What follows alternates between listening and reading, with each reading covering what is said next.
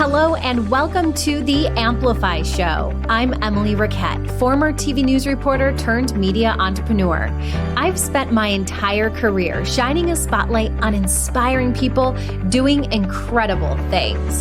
In each episode, I share an interview or message to help you amplify your business and your life. Thanks for joining me and get ready to amplify. Hey everyone, how's it going? I've got a great interview for you today. It's with Anthony Ongaro. He's author of Break the Twitch. And when I first heard the title of his book, I knew I had to read it. Well, I actually listened to it on Audible, but it gave me this physical reaction. I was like, yes, that is the phrase of this really annoying thing that I've been feeling for a long time. It's the twitch. Do you feel that? Do you have that twitch, this impulse, these feelings, these urges, and maybe they're preventing you from living your life to its fullest? The book is called Break the Twitch, a practical guide to minimalism, intentional living, and doing more of what matters. All the things that I want more of in my life. And I'm going to read you a little bit from the inside cover of the book. It says, every day we make hundreds of small actions without even thinking about them, pulling out our smartphones, clicking the one-click purchase button, pulling down to refresh the social media feed, and more. Automatic actions that become so deeply programmed into our lives that we don't have the chance to stop and ask ourselves a very important question. Do I actually want to do this right now? This book is all about taking a step back, identifying the twitch, the impulsive, unproductive responses we have to discomfort, minimizing those distractions, kicking the clutter, and doing more of what matters. You guys, this is like the book I'd write if I had oodles of time to do the research and write the book. So thank you, Anthony, for writing the book for me so that we can all read it or listen to it.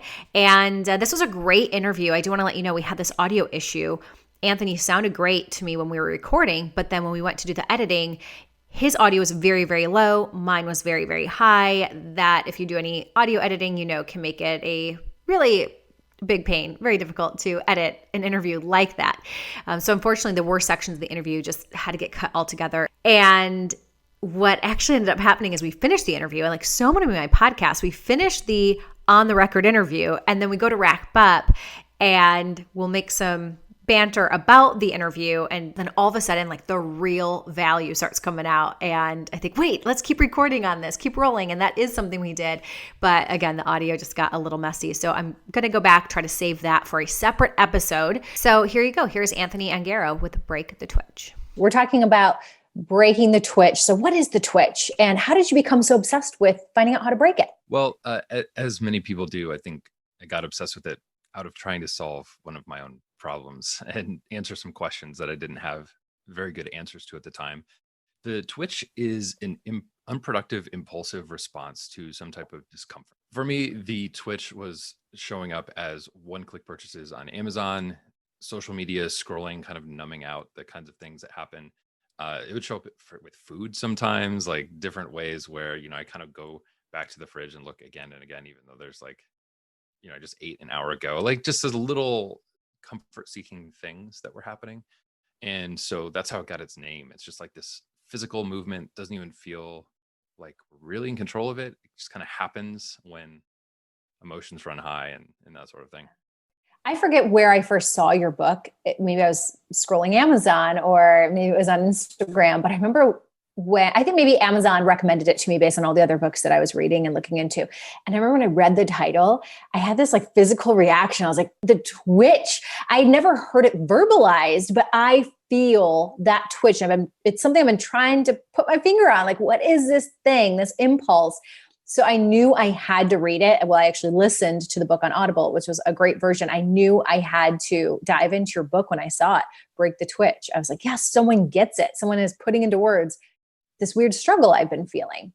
How did that start for you? It's a bit of a funny story, but really it started out with just being at an office job, working at a nonprofit. It was very intense, very high pressure. And a lot of more of the circumstances as to why this happened really have come into light a lot more with like therapy and stuff over the last year and a half. So I've dug into this so much deeper than I have even in the last 7 or 8 years of writing about it and exploring it and that kind of stuff. And so it started in a very intense office environment where there was a lot of pressure. It was like a nonprofit. There's people everywhere. It's very loud, noisy, constant interruptions. And so when you have that type of environment and it's something's really intense, we tend to have anxiety or feel a lot of pressure on ourselves to create a result, a lot of time that we don't have direct control over.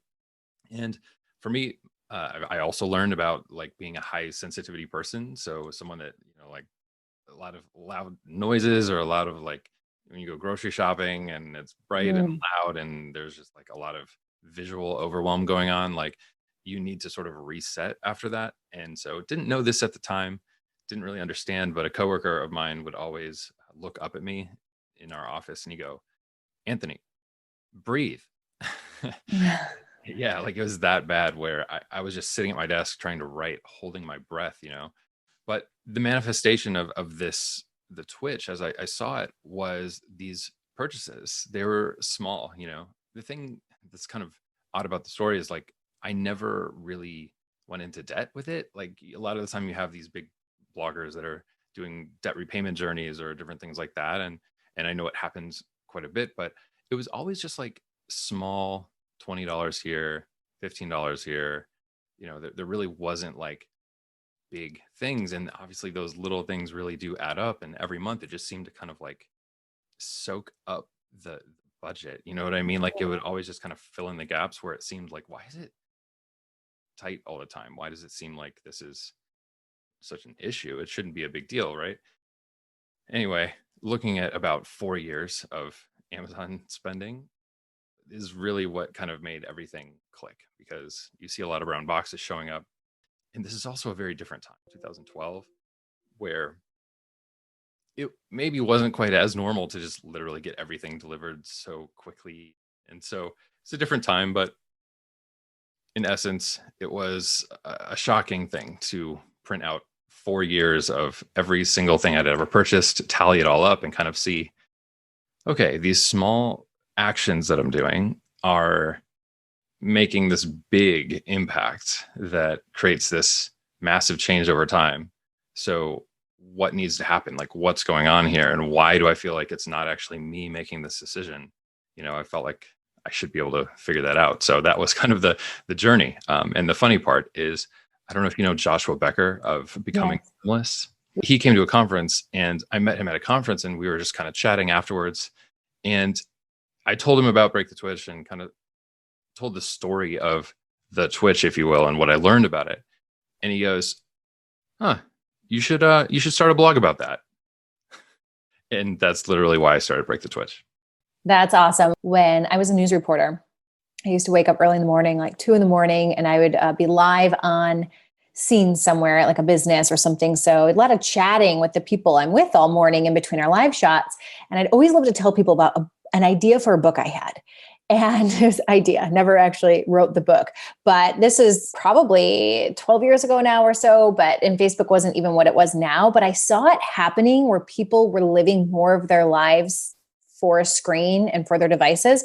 So my idea was to write a book that was going to be called Get the F, and it was going to be the Facebook logo, off your phone and start living your life. Maybe a little more bold than even Break the Twitch. Yours is a more polite way of self-help in that area. I love some of the science you bring to your book, talking about the advertisement industry, app industry, and how they've figured out our brains to really grab our attention. I was actually listening to this cool free download you have on your website this morning where you're just talking about, I think it's like a $60 billion industry, right? Of essentially the ultimate customer is your attention. That is the thing that they are fighting for. Yeah, that's the new money, is attention, is because now there's such competition for it. Like you can't, we all know anyone that puts anything on social media these days knows that, if you have some result that you want from it, or if you even just want to feel good about what you're posting, like you want people's attention, you want the likes, you want the analytics to show that what you're doing is working. And so attention is like the ultimate thing. And especially right now, because it's just so incredibly scattered, there's like 8 million different things that we can. Yeah. So you talk a lot about how do we reclaim our attention back, which was powerful. And it seems so obvious. Well, of course, our attention is ours. It should be ours. We should be able to leverage our attention to do great things, to do the work we want to do, to spend intentional time with our families. I was like, why is this so new? It's not a new concept, but you have this whole audio training on it. And as I was listening to it, I was like, I can't believe I'm listening to something to teach myself how to get my own attention back. Well, that sounds a little bit like a self-judgment. And I hope that, well, really, because like, this is something that's such a widespread issue. You're not alone Mhm. here. Like, this has been a learning curve for me over the years, right? This has been an 8-year journey for me learning about like minimalism and habits, creativity, and how to tap into creative flow and like really showing up. And so for me, attention is like, you could just call it like consciousness, call it this bigger idea of ourselves, like who we are.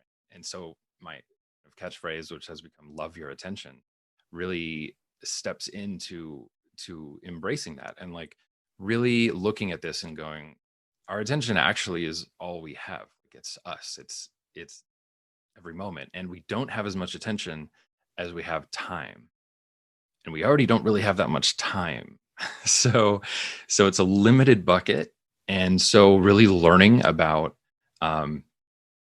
self-compassion, learning about like the different aspects of how we're feeling and our emotional regulation and all this stuff goes into what we pay attention to, how our actions respond to those attentions. It's a complex world, but it's fascinating, and it's also being completely hacked by every major corporation, every influencer. I mean, we're all trying to hack it in a way because we all have something that we want to share, even if it's great work and even if it's something that is really beneficial for the world.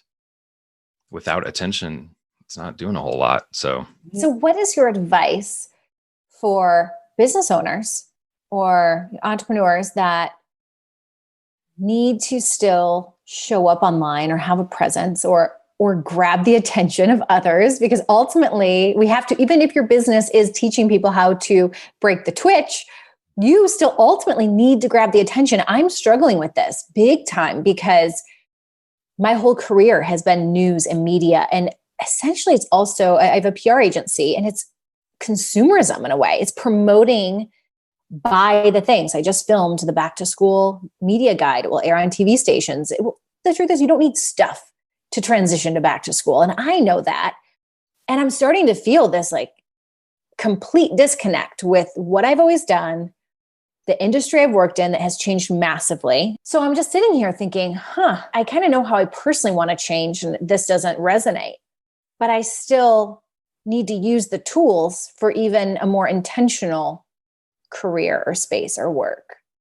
So how do you reconcile that?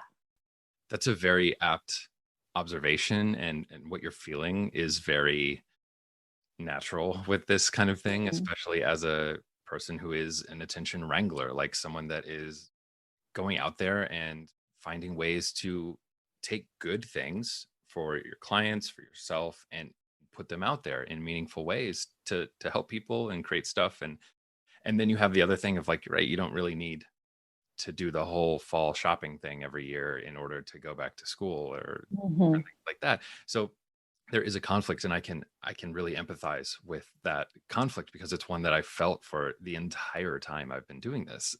When I started blogging, it's like, okay, no ads on the blog, and like, Mhm. okay, no sponsors on the podcast, and okay, no sponsors in YouTube videos either. Okay, I'm not going to run ads.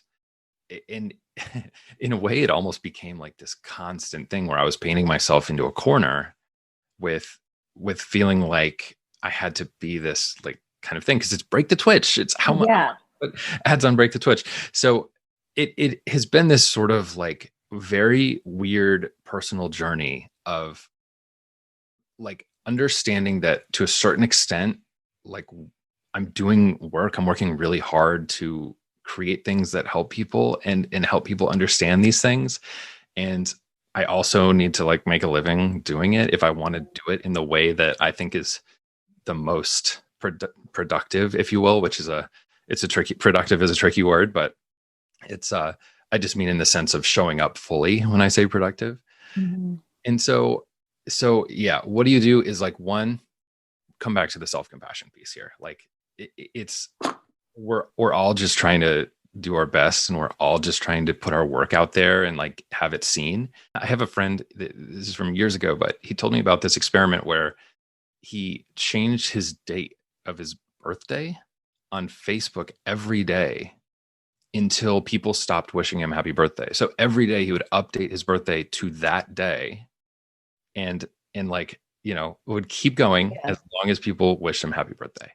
And this guy went for 143 days in a row before no one wished him a happy birthday anymore. So in contrast to this idea of attention, I think we also as entrepreneurs can like tamper ourselves, feel like we're being irritating, or by like, oh, we're talking about our book too much, aren't we? Are we talking about our book too much? I don't know if that's everyone, but I've talked to a lot of people that do feel that way. Like, am I being annoying? Is this too much? No, you're not being annoying. No, it's not too much.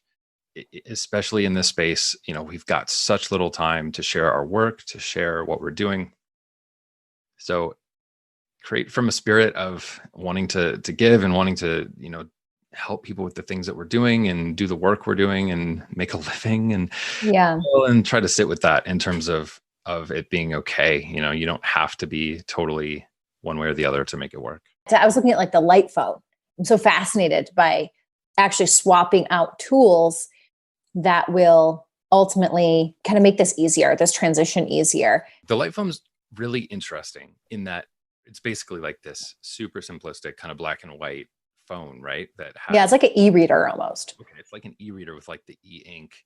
And those are definite solutions. Like those are definite ways to approach this kind of thing. It doesn't always work super well. Sometimes it does for some people. I know that there's solutions that are wide ranging, and sometimes it works, sometimes it doesn't. But in general, I think there's this interesting balance, because these things, okay. So the broad spectrum of this kind of stuff, especially as I've learned it from like an emotional intelligence perspective and like a presence perspective and a feeling what we're feeling perspective, those moments that we, and I'm still human. I still have these moments where this happens. I don't want to be like, and I'm healed and everyone else is right on it. It's like these moments where we feel the twitch, where we feel this sense of discomfort, or we might not even be aware. For most of my life, I wasn't actually aware. I was very dismissive of my own emotions and my emotional state. And it's just like, doesn't matter, just dismiss it. And, that comes from, a lifetime of receiving that, or like, kind of writing off what we're feeling. But what happens is like those feelings are there, and the underlying emotions are not going to go away unless we hear them. I kind of think of it like I know you had one recently as well, but like with kids is like, they need to be heard. They want to be heard, as we know. And so it's like our emotions are like that kid that are trying to tell us like, I'm uncomfortable right now, like I don't feel good. And then we spend most of our lives going like, shh, stop. Like to our own, like, that doesn't matter. I have work to do right now, or I have this to do right now. And so there's this big aspect of unwinding some of that knot in order to make it safer to feel what we're actually feeling in a moment, actually dive into that, experience it, and like ride the wave of those emotions, which are largely the driving factors of the things and of the twitch, right? So it's like this big kind of weird messy knot that's like 30 feet underwater, and we have to take a big breath and dive down and like look at it a little bit and kind of tug at one of the things, and then like come back up for air because we have so much else going on in life. Like this is additional work.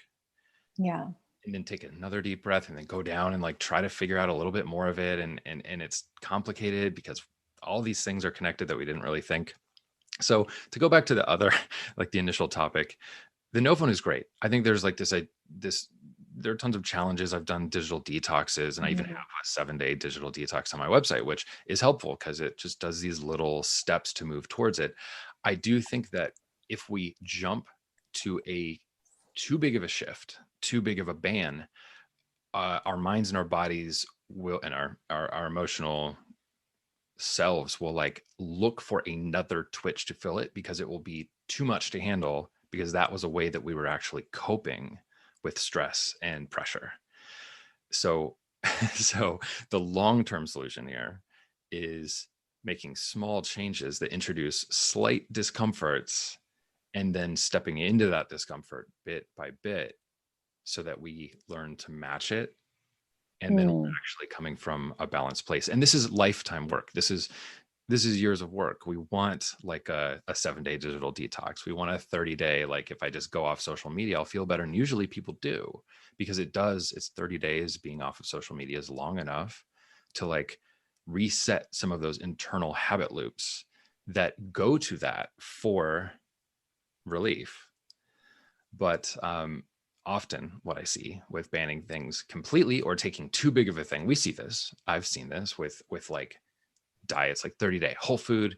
I'm doing it. And it's like, this is easy. You shouldn't like, there's a lot of shame in diet. Like there's so much shame in dieting where it's like childbirth is hard. This isn't hard. There's like, there's so much pressure on things like Whole30 and other things that it's like, if you screw it up, you're like, wait, this was supposed to be easy and I screwed it up.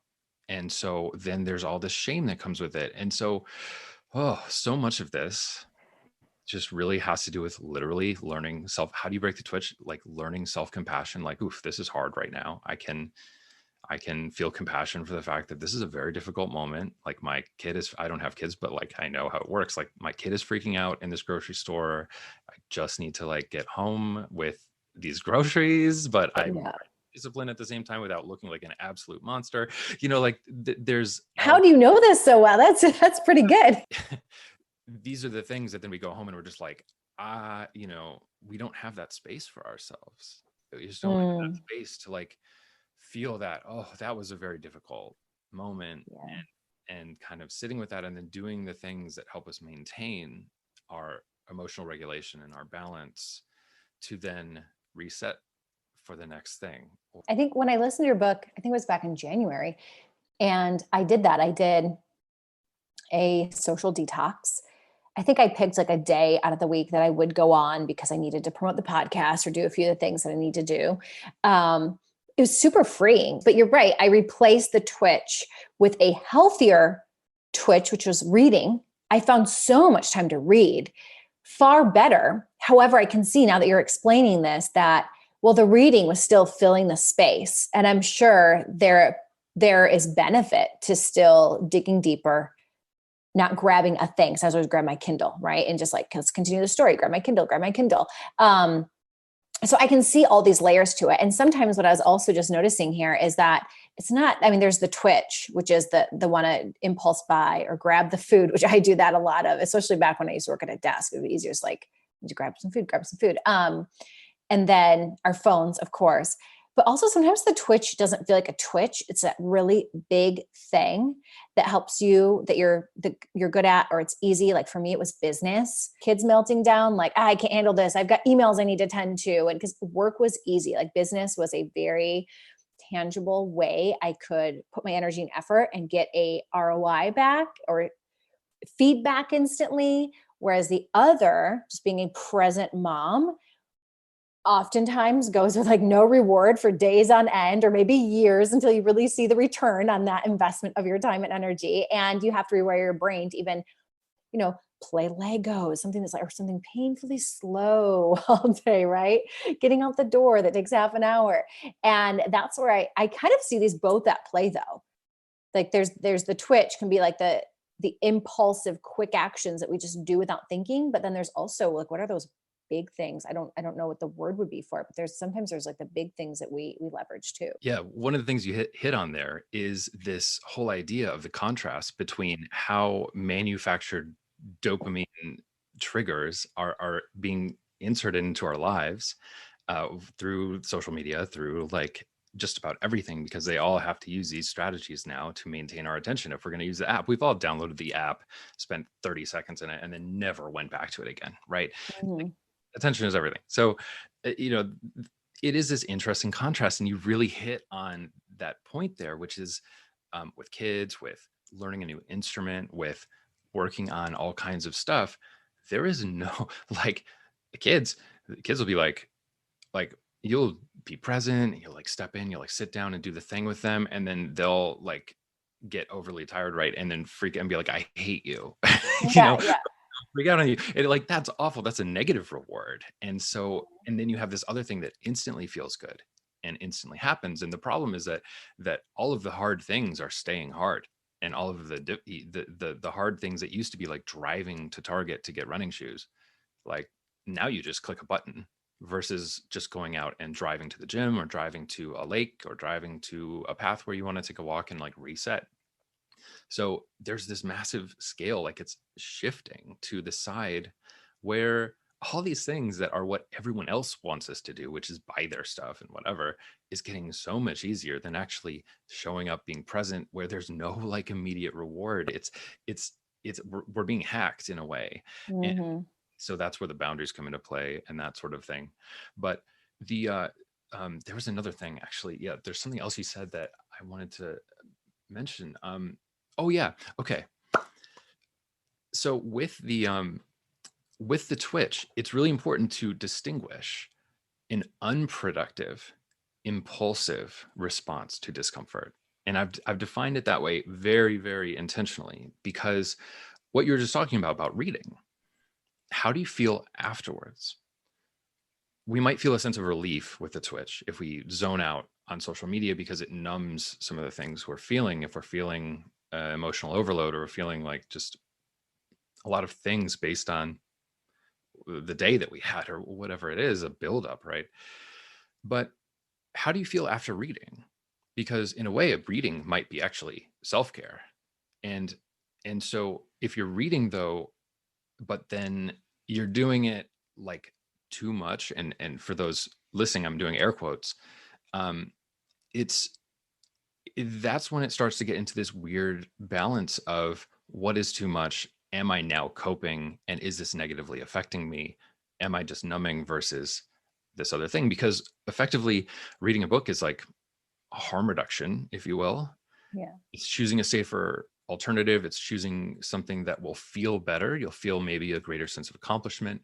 You will have zoned into this book, learned something, versus the initial thing. It's like when I go to CVS to pick up a prescription or something, there's ice cream and there's Oreos, and then there's like chips, or there's like something else. And so what if I'm really stressed out in that moment and I'm just overwhelmed or feeling just like a lot, the Oreos are like the obvious choice.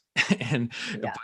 but then when I'm in a space where I'm doing the work, and the work that I've done is to go like, okay, I see myself wanting this right now. And sometimes I'm like, you know what? This sounds really good. And I'm going to have it, and I'm going to see what I'm doing. I'm not going to write it off as like, oh, this won't hurt me. This isn't a big deal, whatever. Oh, just kind of like dismissing it. But I'm going to be like, I'm going to really enjoy this, and then actually enjoy them.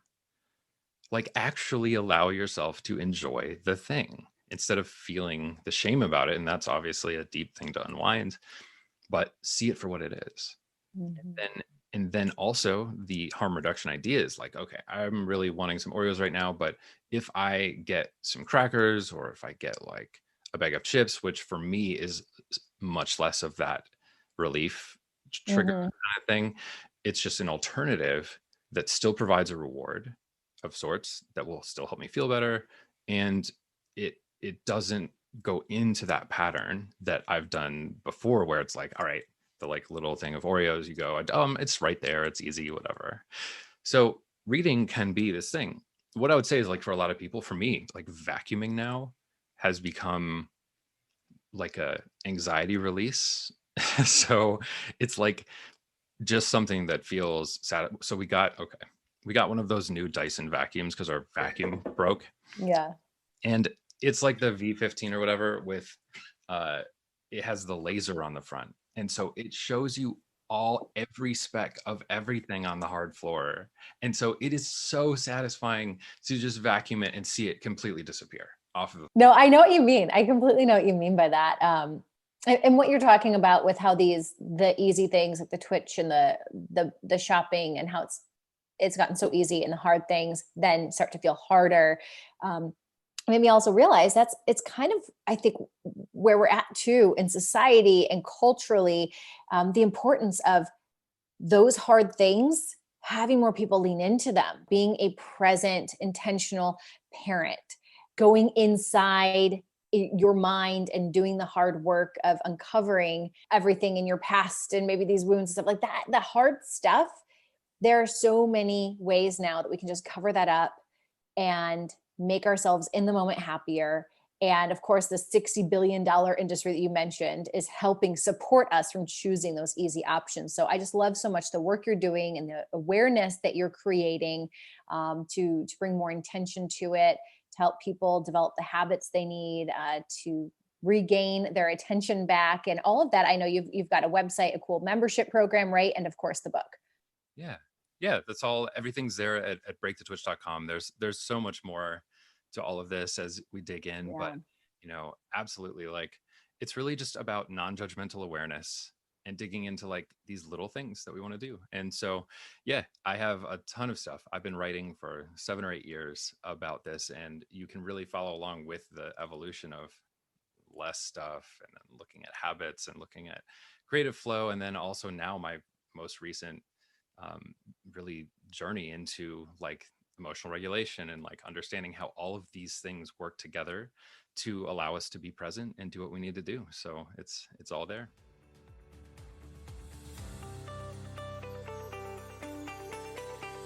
Thanks so much for hanging out and listening to today's episode. If you were inspired by what you heard, I'd love if you shared it on social, give it a 5-star review on iTunes, and spread the word.